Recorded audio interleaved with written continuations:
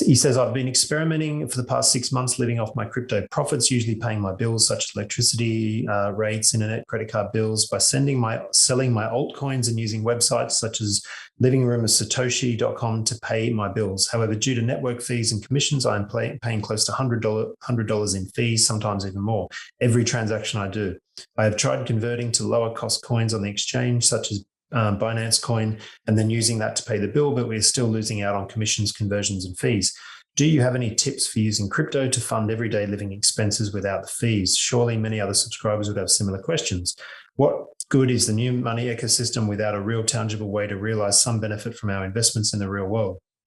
Would getting a fiat loan against my crypto portfolio and using that money to pay for living expenses be an easy option we can use now? Obviously, this method is better for capital gains tax purposes, but some step-by-step guidance would be useful for all subscribers, I am sure. Right. So I'll give a very practical answer first, and then I'll talk a little bit about the sort of developments that are happening. So if one way, this is one method, and I've used this method myself, is I've used the Aave platform to lock up some Ethereum, and I've locked up, say, I don't know, $20,000 worth of Ethereum.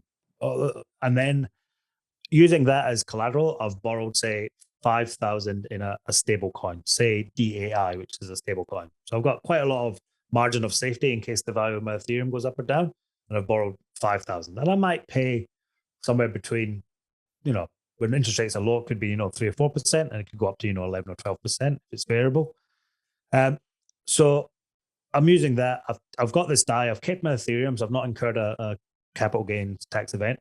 Now I've got a Wirex card, which accepts cryptocurrencies. So I can transfer that DAI, the DAI stablecoin, to the Wirex card, which I've got. And then when it's on the card, through the app, I can convert that DAI into Australian dollars at an exchange rate. And the exchange rate is okay. It's not, super competitive, but it's probably the same as what the banks used to charge whenever you used to change your money to go overseas. So what I've done there is I've locked up some Ethereum, I've borrowed that DAI against it, I've moved that DAI to my Wirex card, and then I've converted that that DAI into Australian dollars. And then I just tap my card as I go and pay for it like anything else. So I'm using crypto to fund my lifestyle. I've not sold anything. I might pay some interest rates, but it's less than a credit card, and it's usually competitive with a personal loan most times, sometimes cheaper. So that's one way that what was the subscriber's name again? Sorry, was it that was Scott. Scott might want to consider doing something like that. The only thing to be aware of there is you want to make sure you've got a margin of safety between what you're borrowing and what you're locking in. But you can put like some stable coins on there or some other assets there to make the collateral ratio very low if you want. So you can do that. That's one thing to explore. And I do that today. So that's something I do. Practically speaking, though, he's right in the sense that, if you're making transactions in crypto, a lot of transactions, all these gas fees tend to eat into it. And you think, well, I'm paying $30 here, $30 there, $40 there. This is costing me to do anything. How is this going to be the future of money? And he's right in the sense that right now, it's not feasible for small amounts, but you've got to remember the development taking place to make that happen. Just a few months ago, we had Jack Mallers of Strike saying that they were going to integrate the Bitcoin network, the Lightning network on Bitcoin, which would essentially make it almost free to make transactions at an FPOS machine in certain stores in America. So that's all coming. It's going the new layer of money is actually going to be cheaper than the Visa or MasterCard in the future. And that's going to encourage corporations to use them, because they're going to say, well, why should I pay 3% to MasterCard when I can encourage people to use this layer, these networks, and do it for free. And they might not be paying with Bitcoin. They might be paying with US dollars or some representation of a US dollar, but just using the rails of the Bitcoin network.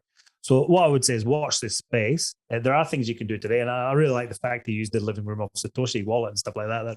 That's a Lightning wallet. It's an Australian one as well. It's pretty cool. And it's good to experiment. And sometimes you experiment and you find that the crypto ecosystem isn't ready for certain use cases yet. But yeah, try the Aave lending thing and maybe get a Wirex card or something like that. And you are finding a lot of fintech companies that are integrating crypto into their offerings. Like an increasing amount of them are going to let you store crypto on them and spend crypto. And I think you will find the trajectory for the costs are coming down. And I would say within a year, it will be possible to live off your crypto without using a bank.